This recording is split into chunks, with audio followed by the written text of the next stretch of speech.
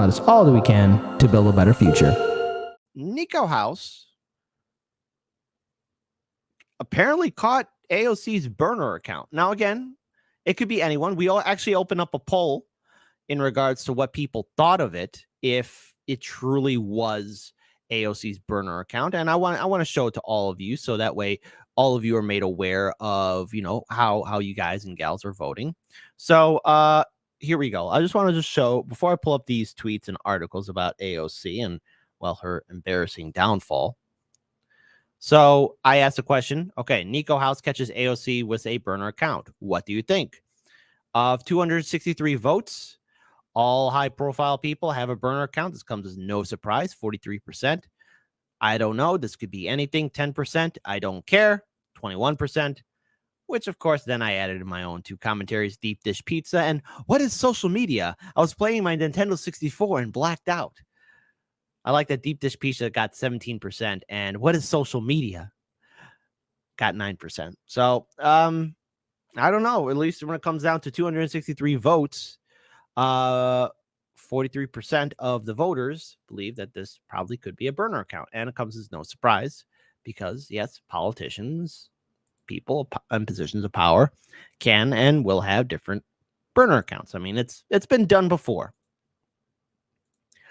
And there was obviously a little bit of a meltdown by Twitter, the Vote Blue No Matter Who crowd. But here's a tweet from Niko House. Again, hey, Niko, you won. You're a heavyweight champion on this one. I managed to upset Ryan Grimm, Walker Bragman, and the Surfs in the same day. You love to see it. And guess what? All of them still duck and dodge me because they know better. So let's talk about this. I want to pull this tweet up here where everyone's favorite Jagoff, Ryan Grimm, says this guy replied to AOC in another account.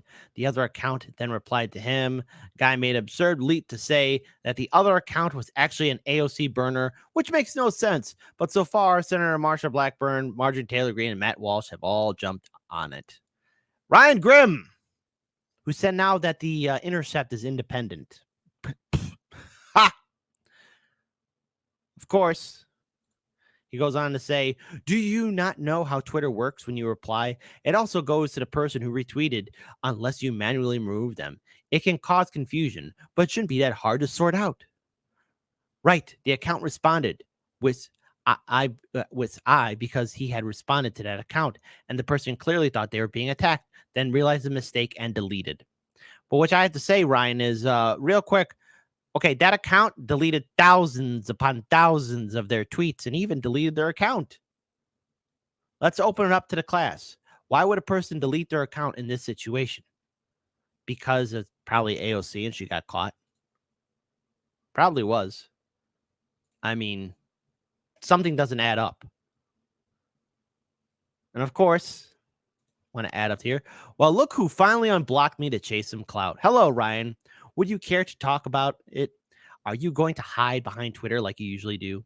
And of course, Ryan, not learning his lesson. Do you feel stupid for not realizing what you did? Or are you excited about it because you have Republican senators and Marjorie Taylor Greene and libs of TikTok exploiting your mistake? Or is it a confusion combination of both emotions? Boy, man, here's the thing.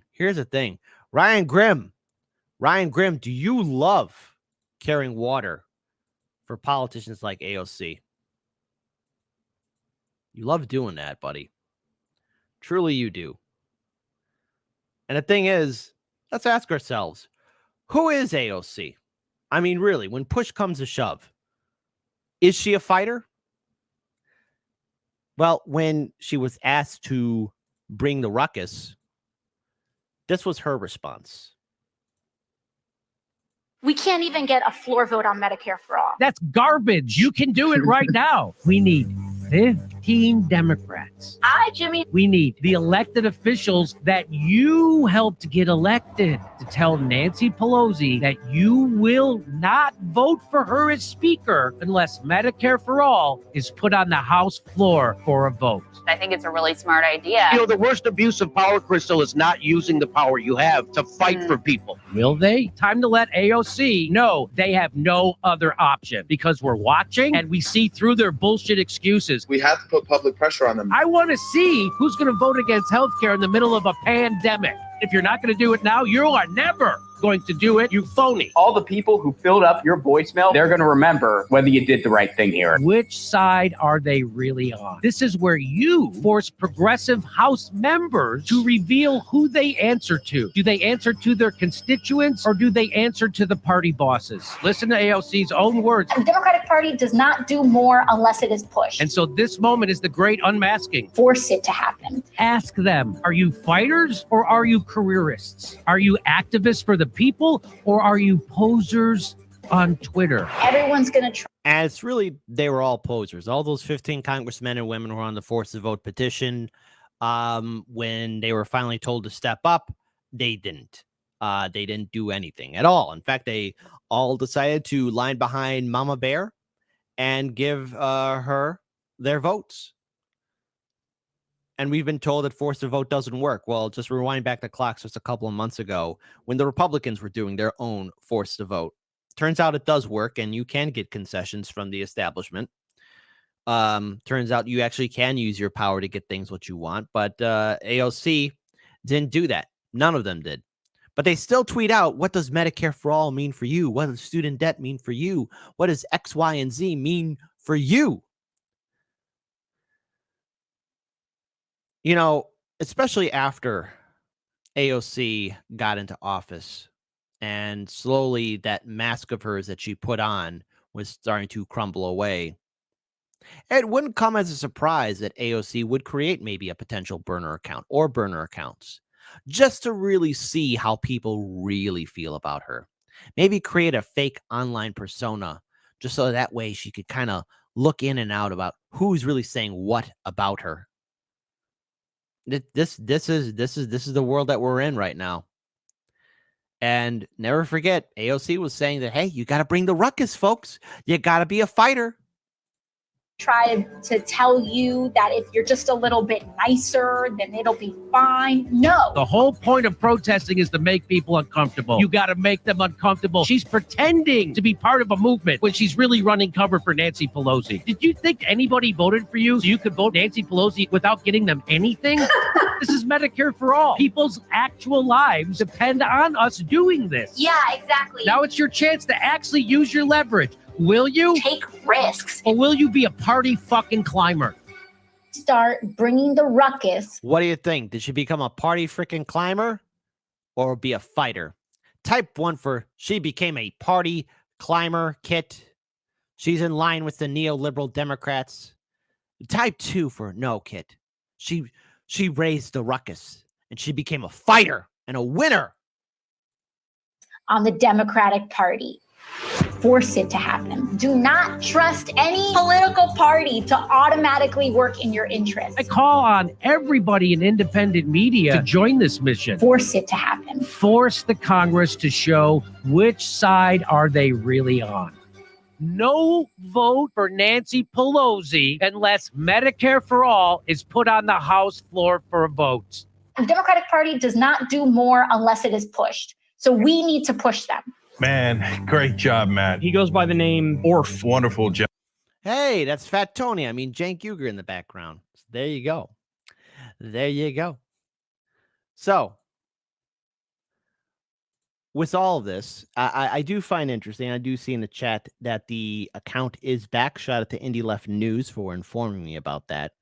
But another thing, too, you know, I think all this would be put to rest if she just went outside and or just made a statement saying like, "Hey, that's not me." If she said that, you know, she should have done it between yesterday and today. Anytime between today, right now. She should just say like, "Yeah, hey, look, this isn't me. This Zaza demon is not me." I'll put everything to rest then. So there you go. Maybe, but I want to pull up this video, this article here. I want to pull up this article here because RBN talked about it. And holy cow, we got to talk about it too. From agitator to insider, the evolution, de-evolution of AOC, the New York Democrat, in a wide-ranging interview, tackled her really surreal start in Congress and the space she's carved out in the party fold. Really? Hey, look, everyone. It's everyone's favorite sellout, AOC. So, Alexandria Ocasio-Cortez arrived in Washington as the ultimate Democrat disruptor. Oh boy, 4 years into her House career, she's embracing a whole new role. Team player! Yay! Oh, hey, Matt Orfala. Hey, Matt, listen to me, Matt, in the off chance you see this video, she ain't raising no ruckus, buddy. Shout out to Matt Orfala. Matt, she's a team player. The co-founder of the Progressive Squad, which was a nickname created by Nancy Pelosi for AOC and her fantastic friends, who rocketed to prominence with her willingness to take on party leaders. My wazoo. No, that did not happen. When others on the left would not. When has AOC ever done that? Take on party leaders? When old hagbag Nancy got up and walked to AOC when they were voting for the Iron Dome funding, because AOC voted for no, old hagbag Nancy was waving her old finger at AOC, and then here AOC, she starts crying and sobbing and turns her no vote into a present vote. What? So she snagged her senior position on a plum committee, putting her in closer proximity to top House Democrats. At a recent party retreat, she coached fellow Democrats on how to up their communications game. What you got to do is you really got to get in there, right up Nancy's butt. That's what you got to do. It's about the macro and the micro. The macro and the micro is you go up the butt of the establishment and you keep on sniffing and sniffing and sniffing. That's AOC told all these freshman Democrats. They got to kiss the wazoo. And after years of on and off sparring with former Speaker Mama Bear Nancy Pelosi, Alexandria Ocasio-Cortez is forging ties with new Democratic leader Hakeem Jeffries, a fellow New Yorker whose centrist instincts aren't always aligned with her own, but she'll always keep on voting for the party. Her her evolution, is driven partly by a new political reality for her party. Democrats lost the House last year because they were frauds and they didn't follow through with anything. AOC that Biden exceeded expectations, and he never followed through with any of his promises to progressives during the 2020 election, and the progressives just left us waiting in wings. AOC didn't show up for Force the Vote, March for Medicare for All, the General Strike Summit meeting. All this happened in 2021. AOC and the squad really didn't do jack, as good old cinema did a little curtsy thumbs down to raising the $15 minimum wage increase. Nothing for our infrastructure. Nothing for Medicare for All. Nothing for student debt forgiveness. Way to go, AOC. You got them big brain moves. Do nothing and give platitudes to the people. You keep on hitting those home runs.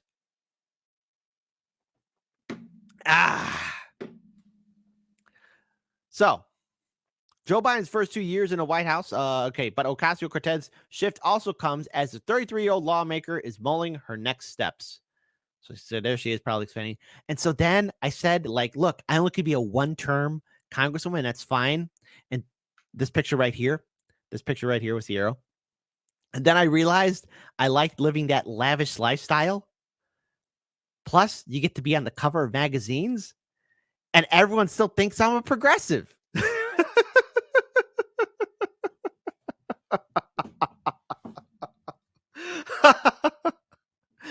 I think I just told a short story with all these 4 pictures all right here.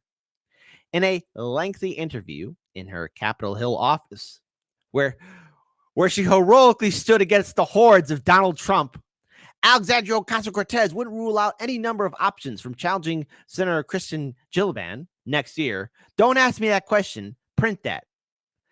She said with a laugh, to remaining in the House for the long haul, or perhaps leaving Congress entirely. To what? Teach classes like Hillary Clinton? What the hell are you going to teach people? How to be a terrible bartender? Or how to talk a big game and do nothing? Continuing on, Alexandria Ocasio-Cortez shift suggests Okay, wait, hold on. Sorry, I skipped that one. There's a world where I'm here for a long time in this seat. Oh, so you're no longer going to be a one-term person? Oh, wow. Okay. There's a world where I'm here for a long time in this seat, in this position. There's a world where I'm not an elected official anymore. There's a world where I may be in higher office. And there's a world where there's gumdrops and sugarcane people and gummy bears dancing all in the streets paved with chocolate. God almighty. God almighty, man. People were tricked. Thank you, Kyle Kalinske and Cenk Uygur, for creating Justice Democrats so we could have these hack fraud politicians. Alexandria Ocasio-Cortez shift suggests a potential exchange of one type of power, her penchant for internal pot stirring and the outsized media attention that comes with it, for a more conventional kind of influence. Whether AOC 2.0 is actually more powerful than the previous one isn't clear yet. She and Jeffries have not yet locked arms the way Speaker Kevin McCarthy and Representative Marjorie Taylor Greene did ahead of his push to lock down the House's top gavel. So see, AOC, you could have been like MTG. You could have raised the ruckus. I mean, Marjorie Taylor Greene, at least she got positions that she wanted. At least she got concessions. What are you going to do, AOC? Be everyone's friend? No one likes that kind of person. Not that Alexandria Ocasio-Cortez accepts any comparison between herself and the right flank of the GOP. So here's a quote from her. There are people, including moderates, who sometimes try to draw this completely unfair, false equivalence between progressives and, frankly, the fascists that we see in the Republican Party. Not like the Democrats are any better, Representative Alexandria Ocasio-Cortez. And Alexandria Ocasio-Cortez's new profile also isn't without risk. The Democratic base doesn't typically reward an ability to work the inside levers of Congress, but the influence she can accrue by playing Congress inside track may prove to be as potent as the saturation level media exposure she would forego in the process. Oh, look, hey, all these little sticky note tabs. Looks completely unprofessional. What is this crap? Then and now. Alexandria Ocasio-Cortez's growing ease and seniority within the Democratic caucus is a far cry from when she arrived in the House in 2019 and decided to skip most party meetings. At the time, Alexandria Ocasio-Cortez said many veteran House Democrats treated her with a mix of admiration, disrespect, and fear. They would avoid speaking to her when she was standing nearby, she said, even as they lapped up news coverage about her latest utterance. Her early sense that colleagues were forming impressions of her without bothering to talk to her was reinforced by nonstop leaks of closed-door caucus meetings, which, she said, might as well have been on broadcast on C-SPAN. Here's a quote from her. One of those things that I really learned during that period was that there was nothing I could do that would dampen their fervor. Whether I participate in it or not, there was just going to be all these stories and all these things. And so I decided to have agency. So you know what this says to me? She's completely sensitive and critical of what people think about her. She spoke this big game about raising the ruckus. She spoke this big game of putting fear in the Democratic establishment. But when she got into office, all what she wanted to do was fit in. It's like that new kid that got into high school. They want to fit in with everybody, but they can't. And so AOC compromised and sold out with her values. That's what happened. That's what AOC did. She's not a fighter. She wants to conform. She spoke a big game and she lost. She spoke a big game and she lied. So Alexandria Ocasio-Cortez is operating a much different place now because now she's inside the establishment, and nothing encapsulates that repositioning more than her ascension to a top role on the Oversight Committee. Oh, whoop-de-frickin-do. Her role as vice ranking member has helped Democratic leadership bring her closer inside their tent and allowed her to assert herself as an institutional force while still channeling the energy she brought as a 29-year-old newcomer in 2019. You know, what's interesting to point out, it wasn't too long ago when old Nancy Pelosi was still somewhat of a young spring chicken. Nancy Pelosi was on board for Medicare for all, but then she changed her mind and opinion. I see AOC going down that same route. She's going to be just like her mama bear. I used to care about Medicare for all until I realized that if I keep lying to people, they'll still give me money. It's about the macro and the micro. At the same time, she made clear in the interview that she reserves the right to hold the Biden administration accountable. What? Especially in policy areas where she sees the president's team as occasionally weak, like immigration. Yeah, hey, AOC. Speaking of which, those kids are still in cages, right? Are you gonna, protest south of the border again like you did last time? Remember when you did that, AOC? I remember. I think everyone remembers that, AOC. Everyone remembers that. And so here she is bonding with Raskin. Alexandria Ocasio-Cortez's rise on the committee is in part thanks to a partnership with Maryland Representative Jamie Raskin, the top Democrat on the panel, who led the push to impeach former President Donald Trump after the January 6th Capitol riots. The former constitutional law professor and former bartender's bond began during the last Congress when they worked together on the oversight panel. People don't see the academic nerd side of her, said Raskin, who at 60 is nearly twice Alexandria Ocasio-Cortez's age, but I totally do as a professor. As for her posture toward Democratic leadership, they're still figuring each other out. She noted that her sometimes prickly relationship with Pelosi caused consternation at times. I own that I was very critical of our party's leadership, which she's no longer going to be critical of. Though Alexandria Ocasio-Cortez said her relationship with the new batch of Democratic leaders is still evolving, she acknowledged a significant shift in the dynamic with party leaders. She attributed, at least in part, it to an influx of new liberal, younger, more diverse members who are more natural allies. All told, whether by design or not, Alexandria Ocasio-Cortez has been making fewer headlines of late as Washington's initial fascination with the squad passes. She's as likely to speak directly to constituents and supporters through her own social media as she is to seek out a gaggle of reporters. Case in point, her recent declaration via a post on TikTok that Congress shouldn't rush to ban the popular China-linked app. Oh, my goodness. Oh, my goodness. So here she is mentoring new leaders, mentoring new Democrats. I want to get to this last one. Right, so listen to this one. One of the new members Alexandria Ocasio-Cortez is mentoring is Representative Maxwell Frost, who at 26 is the youngest elected member of Congress, a designation she held back in 2019. She's helping on the ways best to craft questions, the best ways to deal with combative people on the committee, Frost said in an interview. Alexandria Ocasio-Cortez is now helping shape the party's investigative strategy. She took part in a panel at Democrats' retreat last month where she taught lawmakers how to get better at asking questions in hearings. She also helped strategize for a GOP-led trip last month to the D.C. jail where detainees are being held in connection with the January 6th Capitol attack. Oh my goodness, January 6th, the worst thing ever. How'd you hold the line, AOC, in a building that you were not even in? If Alexandria Ocasio-Cortez's growing involvement in internal party strategy is chipping away at younger liberals' affection for her, it didn't show in the reverence with which Frost described her mentorship. Among the lessons he's learned from her, he said, was being a badass MFer.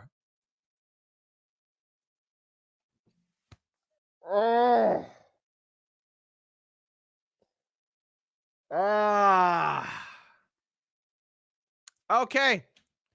So what's the takeaway from this? What's the final word? What's the final note for this overall headache about AOC? Turns out she's ready to compromise with Democratic establishment. She's ready to bend over backwards to appease the establishment and work with the Democratic Party and compromise her values. All this talk about being a one-term congresswoman, that was just hot air. Brilliant job, Justice Democrats. Brilliant job, brand new Congress. Now, again, whether or not, again, going back to the original point, she has a burner account, it wouldn't come as a surprise. Maybe she has her team do that for her. Maybe. So she could find out what people are really saying about her. Because apparently she's really sensitive of criticism. That's why she wanted to fit in so well with Democratic establishment leaders. She wants to fit in. She wants to fit in and not raise the ruckus. So while We don't have Medicare for all or student debt forgiveness while our air, soil, and water is being polluted. AOC's got time to fit in with the cool kids in Washington, D.C. AOC's got time to focus on January 6th. AOC's got time to treat Trump like he's Hitler 2.0, but she doesn't have time to really do anything for the people except give platitudes. Don't vote Democrat. Don't vote Republican. Break away from the two-party system. Support independents. Support third parties. Support citizen ballot initiatives. Wake up, folks. You do not have a seat at the table.